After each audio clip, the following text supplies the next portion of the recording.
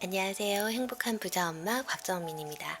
오늘도 엄마의 동공부법 134페이지 내용을 조금 더 전달해 드리고자 해요. 엄마로서의 의무감이 일상을 짓누를 때 하는 기도라는 부분이에요.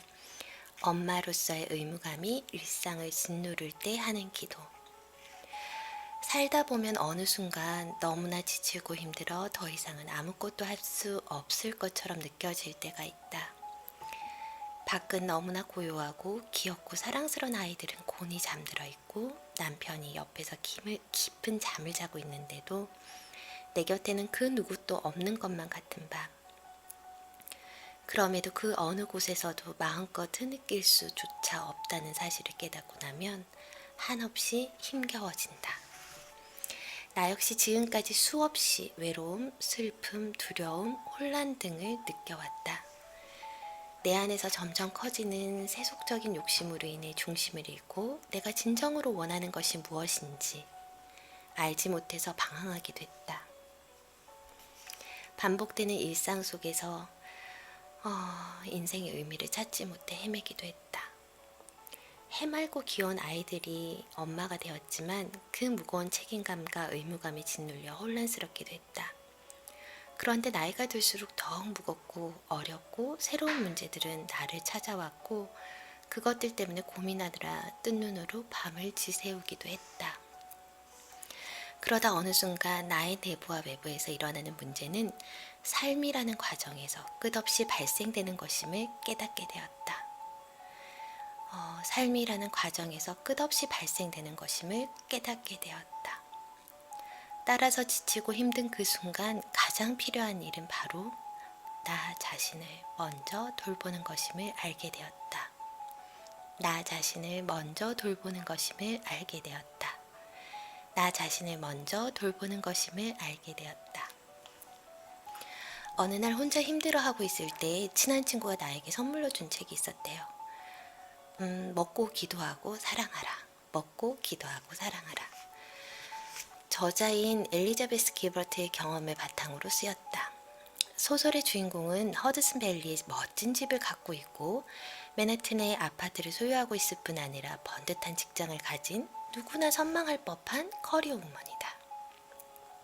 그러나 어느 날 그녀는 스스로 이루어 놓은 삶이 자신의 본 모습과 조금도 닮지 않았음을 알게 되었대요. 그리고 왜 이렇게 의무감이 나를 압도할까? 집안의 생계를 주로 책임지는 가장이자 주부, 아내로서의 역할을 다하고 곧 엄마가 될 준비를 하느라 그 외에 잠시 짬이 나는 시간에야 겨우 작가 노릇을 하고 있는 이 생활이 왜 이리 진력이 났을까? 왜 이렇게 진력이 났을까? 왜 이렇게 진력이 났을까? 자신에게 묻는데요.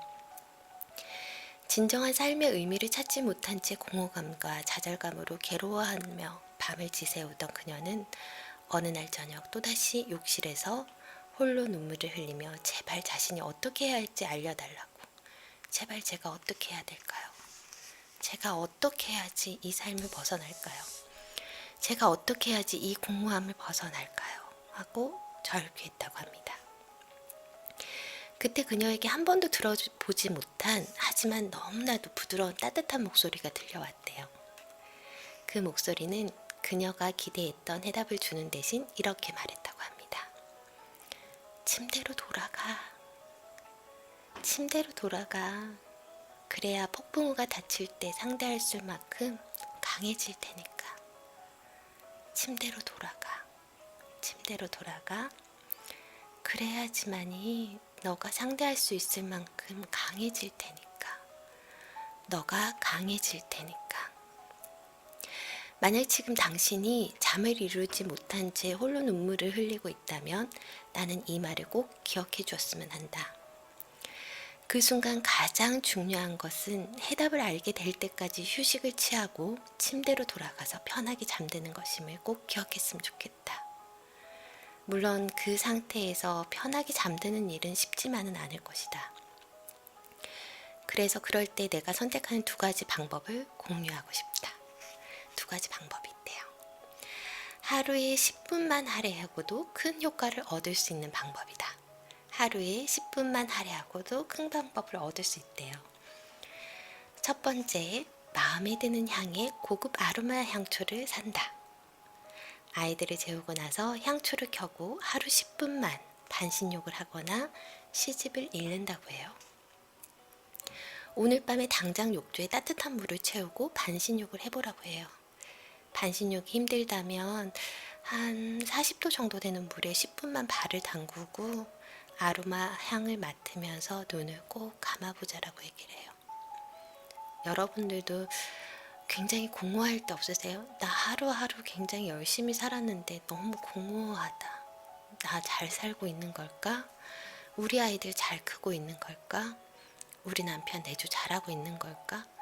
난 또 이렇게 하루를 잘 살아냈는데 내가 과연 잘하고 있는 걸까 하며 회의감이 들거나 공허함이 드실 때 많으시잖아요.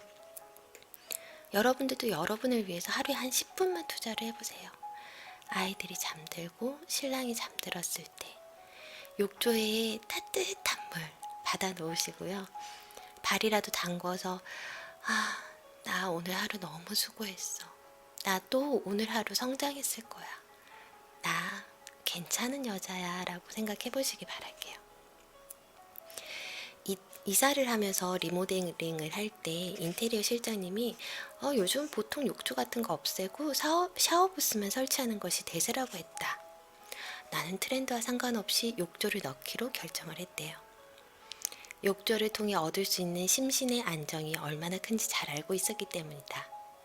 만약 집에 욕조가 없다면 커다란 대야에 물을 받아 조격을 해서라도 안정의 시간을 가질 수 있길 바란다 라고 적어놨어요. 둘째, 모든 것을 받아들이겠다. 모든 것을 받아들이겠다. 모든 것을 받아들이겠다고 기도한대요. 오프라 윈프리의 한 인터뷰에서 컬러 퍼플이라는 영화 오디션에서 떨어졌을 때 다음과 같이 말했다고 해요.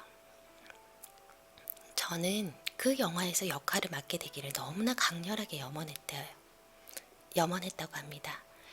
최선의 노력을 다했지만 결국에는 불합격 통지를 받았다고 해요. 몇 날 며칠을 절망감과 좌절감으로 괴로워하며 눈물을 흘렸다. 그러다가 어느 순간 모든 것을 내려놓게 되었다.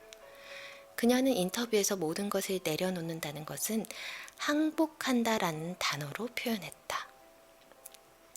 이때의 항복이란 자신이 할 수 있는 모든 노력을 기울이되 그 결과에 대한 기대는 모두 내려놓고 어떠한 결과가 나오든 그 또한 삶이라는 큰 그림의 일부임을 겸허히 받아들이는 것을 의미하다.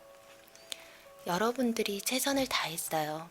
나는 어떤 엄마고 나는 어떤 아내고 나는 누구야 라고 했을 때 나름의 최선을 굉장히 열심히 했고 최선을 다했단 말이에요. 그러면 그 결과가 좋을 수도 있고 나쁠 수도 있어요. 그거에 대해서 겸허히 받아들이는 거예요. 내가 할 수 있는, 내가 노력해서 이뤄낼 수 있는 것까지는 다 하신 거예요. 여러분도 다 하셨어요. 내 선에서 내가 최선을 다할 수 있는 것을 최선을 다해서 하셨단 말씀이세요. 그러니까 그 결과는 제가 어떻게 할 수 있는 부분이 아니에요. 그럴 때는 겸허히 받아들이시기 바랍니다. 마침내 그녀는 오디션에서 자신이 그토록 원하던 역할을 따낸 사람을 위해 진심으로 축복을 할 수 있게 되었다고 해요. 자기 대신에 성공을 거머쥔 사람에 대해 질투와 시기심이 아닌 축복하는 마음을 갖게 되면서 그녀의 가슴에는 진정한 평안이 찾아왔다고 해요. 진정한 평안이요. 여러분들 지난번에 제가 한번 얘기 드렸는데 친구들이나 가까운 지인분들한테 충고랍시고 어떤 말들을 했을 때 그런 말들을 남기기 전에요. 그런 말들을 전하기 전에요. 진정으로 이 사람을 내가 사랑해서 나오는 말인가? 질투해서 나오는 말은 아닌가? 너무 부러워서 그런 건 아닐까? 이 사람을 내 자식 마냥 정말 사랑해서 그런 걸까라는 생각을 한번 해보시기 바랄게요. 모든 것을 내려놓고 잘 되지 않아도 이거는 내가 겪어야 되는 큰 그림 중에 하나구나. 내가 100이라는 것을 달성하기 위해서 80을 노력했는데 그 20이 결과로 나오지 않아도 그 결과가 내가 받아들여야 되는 그림 중의 일부이구나. 내가 이를 통해서 뭔가를 얻을 수가 있구나. 이 또한 내가 겪어야 되는 것들이구나 라고 받아들인 거죠. 마침내 그녀는 오디션에서 자신이 그토록 원하던 역할을 따낸 그 분을 위해 진심으로 축복할 수 있게 되었다고 합니다. 진심으로 축복할 수 있게 되었다. 자신 대신 성공한 그런 사람들을 위해서 질투나 시기심이 아닌 축복하는 마음을 갖게 되면서 그녀는 가슴에서 진정한 평안을 찾았다고 해요. 진심으로 축하를 해준 거죠. 진심으로. 나 또한 이러면서 많은 것들을 배웠을 거야. 나 또한 한층 더 성장했을 거야 라고 생각을 한 거죠. 그렇게 모든 것을 내려놓고 받아들이고 자신의 삶에 집중하기 시작했대요. 그녀에게 새로운 길이 열리기 시작했다. 마침내 영화 제작자에게 전화가 와 방송을 시작하게 된 것이다. 방송을 시작하게 된 것이다. 살다 보면 많은 것을 희생하고 포기하고 노력했음에도 불구하고 원하는 결과를 얻지 못할 때가 있다. 특히나 엄마가 되는 과정에는 기쁨과 행복의 순간도 많지만 그에 못지않게 실망과 좌절도 수없이 따르잖아요. 한 가지 문제를 겨우 해결했는데 연이어 더 큰 고비가 터질 때도 많지 않으세요? 나 이제 겨우 한숨 돌렸어. 그런데 더 큰 게 버티고 있는 거예요. 아이를 어린이집에 맡기고 직장을 다니면서 워킹맘으로 최선을 다하면서 하루하루 버티던 어느 날 대학병원 응급실에서 아이가 다쳤다고 전화가 왔대요. 어린이집에서 다쳐 이마를 꿰매야 한다는 것이었죠. 어린이집 원장에게 전화를 받고 응급실 가는 내내 눈물이 났대요. 다행히 수술은 잘 되었지만 아직도 아이의 이마에는 흉터가 남아있다. 매일 밤 흉터를 없애주는 연고를 발라줄 때마다 마음이 너무나 아팠대요. 어린이집의 선생님이 원망스러움과 동시에 나 자신을 탓하지 않을 수가 없었대요. 내가 아침 일찍 아이를 억지로 어린이집에 데려다 주지 않았더라면, 아침이라도 든든하게 잘 먹여서 보냈더라면 아이가 넘어지지 않았을 텐데 라는 생각의 자책은 점점 더 심해졌대요. 그렇게 나 자신을 탓하다가 어느 순간 나도 오프라 윈프리처럼 이미 벌어진 일을 인정하고 모든 것을 내려놓는 방법을 택하기로 했다고 합니다. 그때부터 잠들기 전 모든 무거운 짐을 내려놓기 위해 기도하기 시작했대요. 주님, 제 마음속 근심과 걱정을 내려놓을 수 있도록 허락해 주십시오. 제 마음속에 일어나는 격한 파도와 폭풍을 잠재울 수 있는 고요하고 평온한 순간을 허락해 주십시오. 주님, 제 마음속 근심과 걱정을 내려놓을 수 있도록 허락해 주십시오. 제 마음속에 일어나는 격한 파도와 폭풍을 잠재울 수 있고 고요하고 평온한 순간을 허락해 주십시오. 그 후부터 나는 원치 않는 일이 생길 때면 항상 기도하고 잠든다. 그러고 나면 자는 동안 어떠한 신비한 힘에 의해 내 내적 문제와 외적 문제가 모두 해결된다는 것을 믿는다. 그동안 나의 경험을 돌아보면 그 어떤 심각한 문제에 봉착해도 충분한 숙면을 이루고 나면 고통은 어느 정도 줄어든다는 거예요. 이제 나는 더 이상 고민을 짊어진 채 잠을 포기하며 스스로와 씨름하지 않는다. 힘들 때 누군가의 위로를 갈구하며 눈물만 흘리지도 않는데요. 과거에는 마치 문제를 내려놓고 잠든다는 것이 전쟁에서 후퇴하는 것인 양 느껴지기도 했대요. 그러나 이제는 문제를 접고 잠드는 건 전열을 가다듬고 보강하는 소중한 과정임을 잘 알고 있다.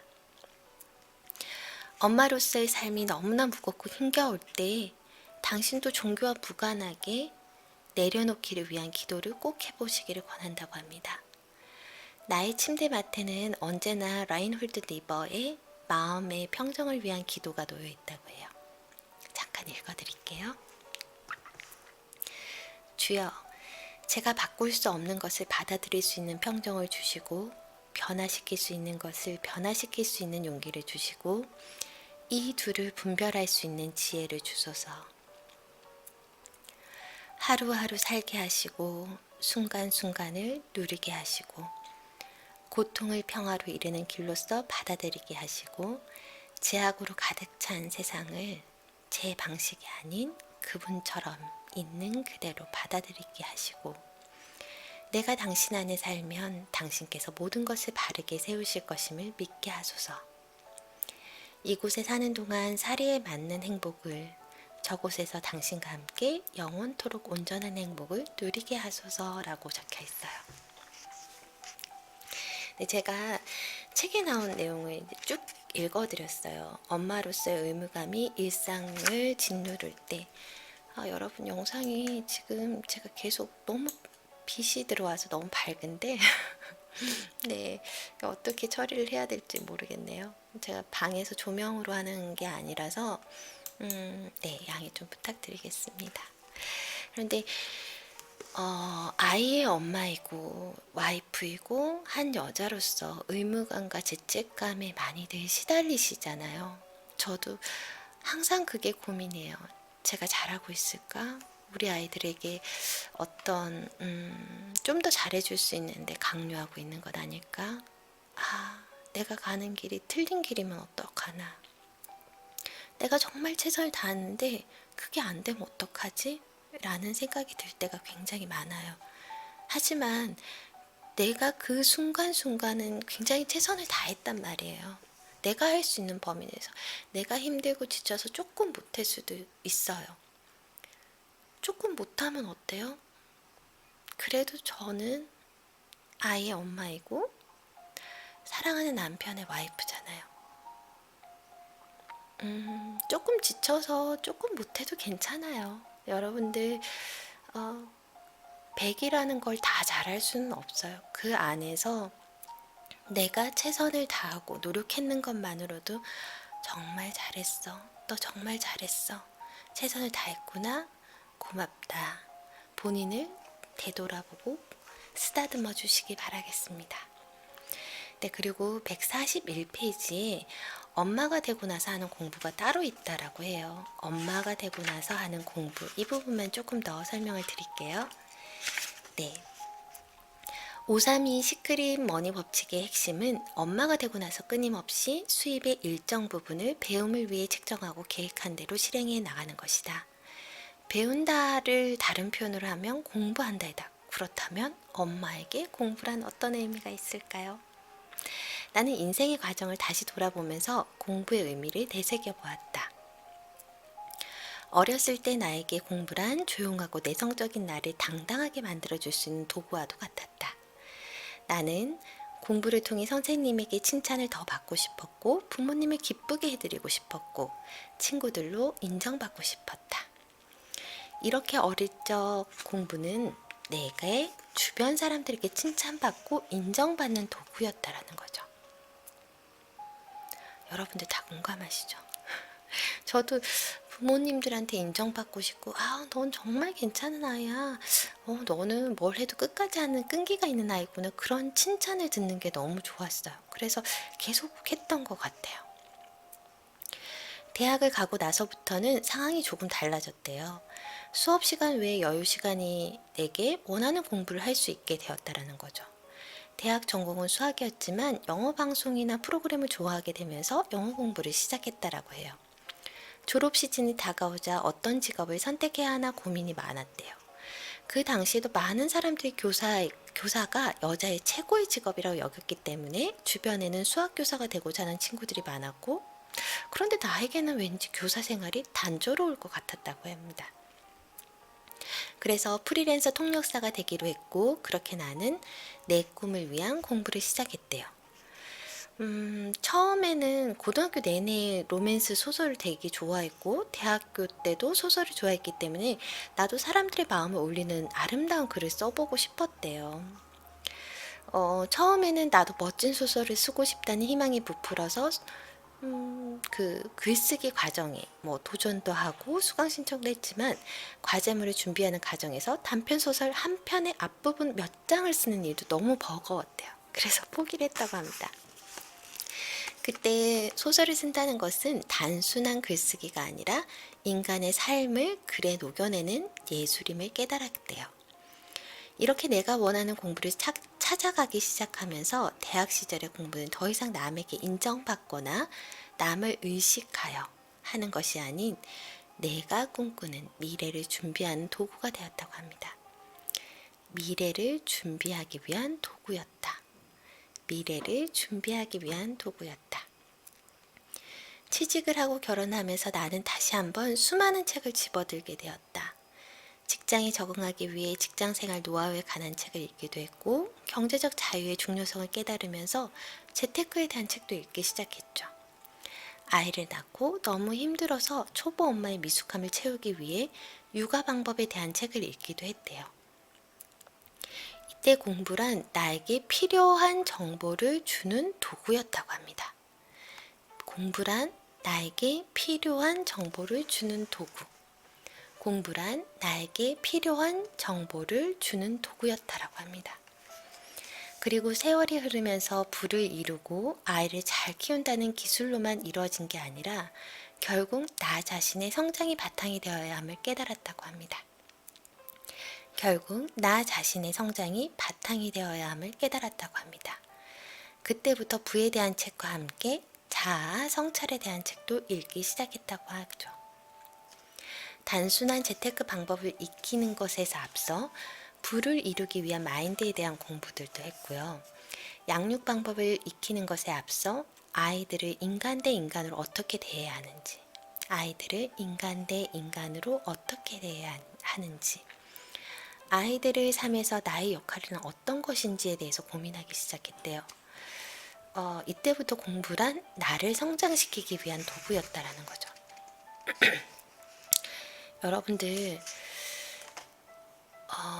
아이에게 굉장히 강요를 많이 하는 삶을 살고 있지는 않은가 한번 생각해 보세요. 저는 제가 아이와 평등한 관계로 친구이자 엄마이자 선배이자 여러 가지 역할을 하고 싶었고 그 중에서 가장 하고 싶은 역할이 친구의 역할을 하고 싶었어요. 그런데 어느 날 보니 엄마도 아니고 친구도 아니고 학부모가 되어 있는 걸 깨달았어요. 이게 무슨 말이냐면 여러분들 어떨 때는 아이의 스케줄을 관리하는 사람으로 되어 있지는 않으신가요? 편하게 갔다 와서 학교를 갔다 와서 너 수고했어? 재밌었니? 오늘 무슨 일 있었어? 이렇게 물어보기보다는 이 다음에 무슨 스케줄 있지? 너 이거 했어? 라고 물어보는 순간이 있진 않으신지 한번 생각해 보시기 바랄게요. 그래서 저는 인생을 먼저 산 인생 선배로서 아이가 인생에서 얼마나 즐거운 것들이 많은지 알려주고 싶은데 그렇지 못하고 아이에게 계속 조력자 역할, 훈계하는 사람, 그런 사람이 되어 있을 때가 많았어요. 그래서 그걸 내려놓는 연습을 지금도 하고 있고 앞으로도 계속 하게 될 것 같아요. 여러분들도 혹시 아이에게 어떤 조력자의 역할에서 친구란 어떻게 될 수 있을까? 아이에게 그리고 남편에게 어떻게 나는 남편의 하나밖에 없는 내 편이 되어줄 수 있을까를 잘 생각해 보시는 기회가 되시길 바라겠습니다. 쉽지는 않은 것 같아요. 양육 방법을 익히기에 앞서서 아이들과 인간 대 인간으로서 나는 서연아, 민서야, 엄마가 어떤 엄마가 되었으면 좋을까? 나랑 놀아주는 엄마가 되었으면 좋겠어요. 그래? 엄마가 많이 못 놀아줬어? 미안해 라고 얘기를 하거든요. 여러분들도 아이와 놀아줄 수 있는 엄마인지 아니면 아이가 힘들 때 같이 욕해주면서 너 그래서 너무 힘들었지? 그 친구 왜 그랬니? 그런데 넌 다음부터 이런 일이 있으면 이렇게 대해보면 어떨까? 너도 굉장히 속상했지? 라고 얘기해줄 수 있는 그런 친구 같은 엄마, 같이 오징어 씹듯이 씹어줄 수 있고 그래도 너가 이런 방법이 더 좋을 것 같아 라고 알려줄 수 있는 그런 엄마가 되어보시는 건 어떨까 싶습니다. 네, 이때부터의 공부는 더 이상 타인의 시선을 의식하여 하는 것이 아니었고 단순히 나의 목표를 이루기 위한 것도 아니었대요. 나에게 필요한 기술을 배우기 위한 공부도 아니었다. 이때부터의 공부는 내 안에 깊은 곳에 있는 나 자신을 발견하고 나를 끊임없이 자라게 하기 위한 정과정 그 자체였다. 나를 끊임없이 자라게 하기 위한 정과정 그 자체였다. 그때부터 공부는 내 삶의 일부가 아닌 중심이 되었다고 합니다. 그렇다면 우리는 왜 공부를 해야 할까요? 자신에게 한번 물어보자. 어른이 되고 엄마가 된 우리에게 공부가 단순히 어떤 기술을 알려주는 도구에 머물러서는 안 된다. 공부란 삶의 과정에서 나 자신을 끊임없이 성장시키기 위한 것이다. 그리고 학창시절처럼 매일 학교에 나가는 것이 아니라 공부를 하기 위해서는 스스로 시간과 돈을 투자해야만 한다. 스스로 돈과 시간을 투자를 해야 한다. 이제 어른이 된 우리 곁에는 더 이상 공부라는 체근하는 사람도 없고 성적으로 평가하는 사람도 없잖아요. 이제는 스스로 공부거리를 찾고 선택해야 한다. 나에게 필요한 공부가 무엇이 있을까? 나를 성장시킬 수 있는 책들은 어떤 것들이 있을까? 그거를 찾고 선택하고 공부해야 된다는 거죠. 공부가 바로 우리 삶의 중심이 되어줄 거라 믿고 공부를 통해 나 자신을 끊임없이 성장시켜야 한다. 엄마인 우리는 스스로를 위한 공부를 찾아내어 집중해야 한다. 공부라는 것은 결국 나를 찾기 위한 과정이고 삶이란 한 영역으로만 이루어지지 않으므로 돈 공부 또한 돈만을 공부한다고 완성되지는 않는다. 돈이 많든 적든 누구에게나 새로운 시련이 오게 되어 있대요. 돈이 많아도 시련이 오고요. 돈이 적어도 시련은 오게 되어 있어요. 하지만 준비된 자에게는 결국 기회가 오기 마련이다. 준비된 자에게는 결국 기회가 오기 마련이다. 엄마가 된다는 것은 어쩌면 자신과 아이를 위해 끊임없이 성장해야 하는 새로운 숙명을 받아들이는 것과 같다고 합니다. 따라서 엄마는 나를 잃지 않도록 하는 공부, 시련을 이겨낼 수 있는 공부, 내면을 성장시킬 수 있는 공부를 해야 된다고 합니다. 나를 잃지 않도록 하는 공부, 시련을 이겨낼 수 있는 공부, 내면을 성장시킬 수 있는 공부도 필요하다고 합니다. 그렇게 준비되었을 때 비로소 더 많은 돈을 모으게 되고 벌어들인 돈도 지킬 수 있다. 결국 나의 성장을 위한 모든 공부가 돈으로 직결되기 때문에 그것이 곧 돈 공부이다 라고 얘기를 하고 있어요. 내가 공부하는 이유의 저자 사이토 다카시는 그의 저서에서 호흡이 길어지는 공부를 해야 한다고 했대요. 즉각적으로 이익을 얻을 수 있는 공부나 손쉽게 스마트폰의 검색을 통해 지식을 얻을 수 있는 공부 대신에 삶의 호흡을 길게 만들어주는 공부를 해야 된다. 삶의 호흡을 길게 만들어주는 공부를 해야 된다. 삶의 호흡을 길게 만들어주는 공부를 해야 한다. 가슴 뛰지 않나요? 삶의 호흡을 길게 만들어주는 공부. 부와 행복을 얻고 싶은 당신에게 이렇게 호흡이 길어지는 장기적인 공부가 필요하다. 당신의 삶이 진정한 배움의 과정으로 새롭게 거듭나길 바라며 구체적인 방법에 대해서 한번 생각해 보시기 바란다 라고 되어 있어요. 이지영 작가는 책 종류를 여러 개로 분리해서 관리를 하고 있는데요. 첫 번째는 지식을 얻는 책이래요. 이는 전문 분야와 관련된 책을 말하는데 영어 능력을 향상시키기 위한 영어책, 마케팅에 관심 있으면 마케팅 기법, 블로그를 운영을 해야 되면 블로그 운영법, 이런 책들로 구성이 되어 있고요. 지식을 얻는 책. 두 번째는 이익을 얻는 책으로 구분을 하고 있어요. 이익을 얻는 책. 삶에서 직접적으로 활용하여 눈에 보이는 이익을 얻을 수 있는 정보를 담는 책을 말한다. 재테크와 같은 자산관리 책이나 육아를 위한 아이와의 대화법 등 나에게 필요한 지식을 주는 책이 여기에 속한다. 나의 경우는 투자를 시작하면서부터 재테크와 관련된 신간이 나오는 대로 거의 다 읽었대요. 돈이나 재테크에 막연한 공포가 있는 엄마들에게 추천드리고 싶은 책은 부자 아빠, 가난한 아빠, 보도 세퍼의 돈, 세상 모든 왕비를 위한 재테크이다. 재테크도 단순히 투자 방법을 전하기도 하지만 부가 우리의 삶에서 어떤 역할을 하는지, 즉 부에 대한 전반적인 가르침을 줄 수 있다라는 거죠. 그리고 세 번째는 심장을 뛰는 책이래요. 심장을 뛰게 하는 책.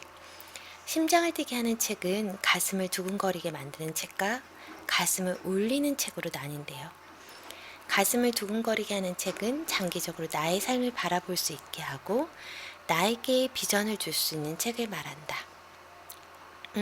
예를 들어서 여행을 너무 좋아하는 나는 한비아의 지도 밖으로 헹구나라 1g의 용기를 읽을 때마다 가슴이 뛴대요.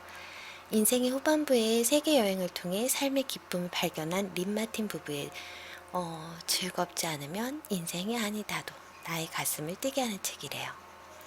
이렇게 자신의 심장을 뛰게 하는 책을 보면 꿈꾸는 삶을 더욱 구체적으로 그리게 되면서 꿈을 펼칠 수 있는 길도 찾게 된다.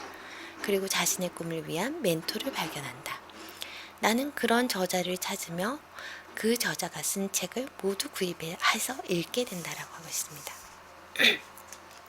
한편 가슴을 울리는 책은 나의 마음을 위로해주고 나의 영혼을 달래주는 책이다. 지난 10년간 줄곧 워킹맘으로 일하던 나는 아이를 양육하는 과정에서 여러 어려움을 겪었고 나의 고민은 단순히 아이를 먹이고 키우는 문제만 국한된 것이 아니었다. 아이를 키우는 것이 내 삶의 중심을 차지하게 되자 엄마라는 역할이 큰 부담으로 다가오기 시작했다. 특히 나의 인생과 아이의 인생 간의 균형을 유지하는 방법에 대한 고민이 많았다고 합니다. 엄마가 되기 전에는 수많은 예화를 들으며 어머니는 자식을 위해 무조건 희생해야 하고 자신의 성공이 곧 어머니의 성공이라고 믿었대요. 실제로 내 어머니도 어려운 가정 형편 속에서 나와 동생을 위해 한평생 노력하고 희생하셨기 때문에 나도 크면 자연스럽게 그런 어머니가 될 줄 알았다. 그런데 여전히 나를 포기할 수가 없었다. 나를 포기할 수도 없었다. 물론 아이와 놀아주고 건강한 좋은 음식을 먹이고 아이에게 좋은 교육을 시켜주고 싶은 것 또한 나의 욕망이었지만